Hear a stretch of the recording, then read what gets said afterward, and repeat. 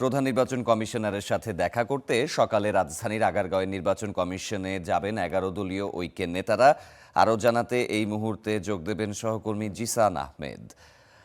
জিসান, প্রধান নির্বাচন কমিশনারের সাথে দেখা করার যে সময়সূচি সেটি জানতে পেরেছেন কিনা? ১১ দলীয় ঐক্যের নেতারা আজকে আসলে কোন বিষয়ে তার সাথে দেখা করতে যাবেন, সেই বিষয়ের কোনো তথ্য আপনার কাছে আছে কি? সাফাত, আপনাকে জানিয়ে রাখি যে ১১ দলীয় ঐক্যজোটের নেতারা এরই মাঝে কয়েকজন এসেছেন। ইহসানুল মাহবুব জুবায়ের, যিনি জামায়াতের সহকারী সেক্রেটারি জেনারেল এবং জামায়াতের মিডিয়া বিভাগের প্রধান, তারা এরই মাঝে এসেছেন, কিন্তু এখনো সিসির সঙ্গে বৈঠক শুরু হয়নি। তারা নিচে অবস্থান করছেন। জানিয়ে রাখি যে গতকাল কিন্তু জামায়াতের কেন্দ্রীয় কার্যালয়ে মগবাজারে তারা সংবাদ সম্মেলন করেছেন এবং সেখানে জানিয়েছেন যে ৩০টি আসনে ভোট জালিয়াতি ও কারচুপির যে অভিযোগ তারা তুলেছেন, সেখানে তারা বলছেন যে পুনরায় যেন সেই ৩০টি আসনের ভোট পুনর্গণনা করা হয়, সেই আবেদন তারা করেছেন। কিন্তু তাদের আবেদন আমলে না নিয়ে নির্বাচন কমিশন ১৩ই ফেব্রুয়ারি কিন্তু নতুন যে সংসদ সদস্য যারা নির্বাচিত হয়েছেন তাদের গেজেট প্রকাশ করে দিয়েছেন। তো গতকালকে তারা বলছেন যে ৩০টি আসনে পুনরায় ভোট গণনার তারা দাবি জানিয়েছেন। তার মাঝে যদি কয়েকটি আসনের নাম আমি বলি, সেটি হচ্ছে ঢাকা ১, ঢাকা ৭, ঢাকা ৮, ঢাকা ১০, ঢাকা ১৭ এবং আমরা যেটি জানি যে পঞ্চগড় ১, যেখানে সার্জিস আলম নির্বাচন করেছেন, এবং ঠাকুরগাঁও ২, চাঁদপুর ৪ সহ মোট ৩০টি আসনে তারা পুনরায় ভোট গণনার দাবি করছেন, যেহেতু সেই আসনগুলোতে তাদের জোটের যে নেতারা তারা কিন্তু বলা যায় যে ১ থেকে ১০,০০০ ভোটের ব্যবধানে তারা হেরে গিয়েছেন, পরাজিত হয়েছেন। এর মাঝে আরেকটি আসন বলতে হয়তো বা আমার ভুল হয়েছে, সেটি হচ্ছে ঢাকা ১৩, যেখানে মামুনুল হক নির্বাচন করেছেন ১১ দলীয় জোটের নেতা। তো এই বেশ কয়েকটি আসন নিয়ে তারা আজকে সিইসির সঙ্গে কথা বলবেন।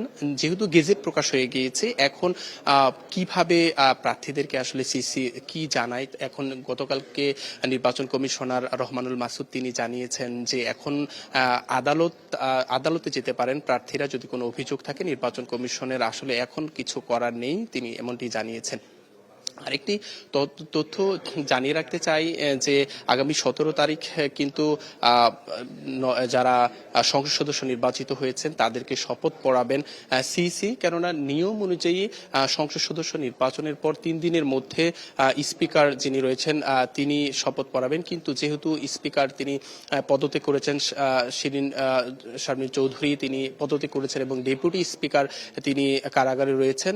তো ৩ দিনের মাঝে যদি তারা শপথ না পড়েন, তাহলে ৩ দিন পরে নিয়ম অনুযায়ী কিন্তু প্রধান নির্বাচন কমিশনার নবনিযুক্ত যারা নবনির্বাচিত সংসদ সদস্য তাদেরকে শপথ পড়াবেন। তো সেই শপথ অনুষ্ঠানের শপথ গ্রহণের কথা রয়েছে ১৭ তারিখ জাতীয় সংসদ ভবনের দক্ষিণ প্লাজায়।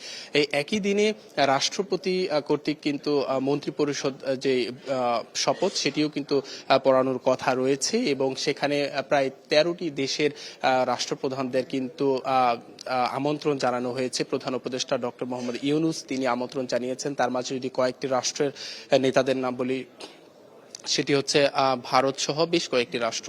তো নির্বাচন কমিশনে ১১ দলীয় ঐক্যজোটের নেতারা এসেছেন, এখনো বৈঠক শুরু হয়নি। বৈঠক শুরু হবে কিছুক্ষণের মধ্যে। দেন তারা ব্রিফ করলে যদি কোনো আপডেট থাকে আপনাকে জানিয়ে দেওয়ার চেষ্টা করব। সাফাত। জি স্যার, নিশ্চয়ই আপনার মাধ্যমে আমরা আপডেট জানবো। আপনাকে ধন্যবাদ।